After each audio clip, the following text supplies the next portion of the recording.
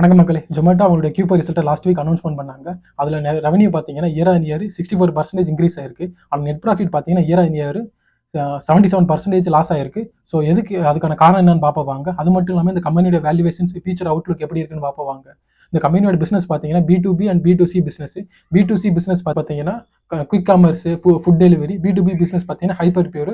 இதுதான் Q4 business wise revenue percentage. Quick commerce business year on year 114% order volume growth increase ஆயிருக்கு. ஆனால் EBITDA பார்த்தீங்கன்னா 178 crores year on year loss ஆயிருக்கு. இதுக்கு காரணம் என்னன்னு பார்த்தீங்கன்னா கஸ்டமர்ஸ் அட்ராக்ட் பண்ணுறதுக்காக கூப்பன்ஸ் ப்ரொவைட் பண்ணுறது, அடுத்து கேஷ்பேக் ப்ரொவைட் பண்ணுறதுனால ப்ராஃபிட் மார்ஜின்ஸ் டிக்ரீஸ் ஆயிருக்கு. அது இல்லாமல் இவங்க பிஸ்னஸ் மார்க்கெட்டிங் ஸ்பெண்ட் பண்ணது, அடுத்து இவங்க Q4 மட்டும் இவங்க 294 டார்க் ஸ்டோர்ஸ் ஓப்பன் பண்ணியிருக்காங்க. ஸோ இதனால operating expenses plus high capex எக்ஸ்பென்ஸ்னால EBITDA margin net profit loss ஆயிருக்கு.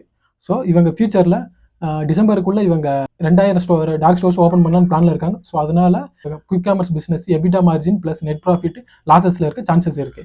ஹைப்பர் மார்க்கெட்ல revenue year on year 94% increase ஆயிருக்கு. ஸோ அதனால நெகட்டிவ்ல இருந்த EBITDA margins quarter and quarters நல்ல இம்ப்ரூவ்மெண்ட் இருக்கு. பட் ஸ்டில் நெகட்டிவ்ல தான் இருக்கு. ஸோ இவங்க புதுசா இன்டர்சிட்டி டெலிவரி, எக்ஸ்பிரஸ் லாஜிஸ்டிக்ஸ் இவங்க புதுசாக ஸ்டார்ட் பண்ணுறதுனால இதுக்கு ஹை கேபெக்ஸ், ஹை இன்வெஸ்ட்மெண்ட் தேவைப்படுது. ஸோ இதனால இந்த இயரும் இந்த பிஸ்னஸ் வந்து net profit plus EBITDA margins வந்து நெகட்டிவ்ல இருக்க சான்சஸ் இருக்கு. ஃபுட் டெலிவரி பிஸ்னஸ் பார்த்தீங்கன்னா EBITDA margins quarter and quarters நல்ல இம்ப்ரூவ்மெண்ட் இருக்கு. But high competition plus profit margins இருக்கிறதுனால ஃபியூச்சரில் இந்த கம்பெனி ஸ்டேபிள் எபிடா மார்ஜினில் தான் க்ரோத் இருக்கும். ஜொமேட்டோட பிஸ்னஸ்லாம் பார்த்தீங்கன்னா ஹை காம்படிட்டிவ் பிஸ்னஸ்.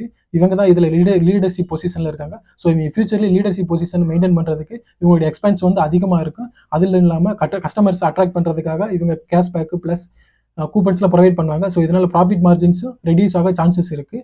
ஸோ அது இல்லாமல் இவங்க பிஸ்னஸ் எல்லாம் க்ரோத்திங் ஃபேஸில் இருக்குது. ஸோ இதில் high capex plus high operating cost investment தேவைப்படுது. ஸோ இதனால் EBITDA margin plus bottom line growth இந்த இயர்லையும் நெகட்டிவ்ல தான் இருக்க சான்சஸ் இருக்குது. ஜொமேட்டோ வந்து இதோட PE பார்த்தீங்கன்னா 427. அது இல்லாமல் இதோட கம்பெனியோட B/P ரேஷியோ பார்த்தீங்கன்னா 7.46. Return on equity 2.06. 3 years cash flow generation பார்த்தீங்கன்னா நெகட்டிவ்ல தான் இருக்குது. ஸோ இந்த கம்பெனியை கன்சிடர் பண்ணுறதுக்கு முன்னாடி இதெல்லாம் நோட் பண்ணிக்கோங்க.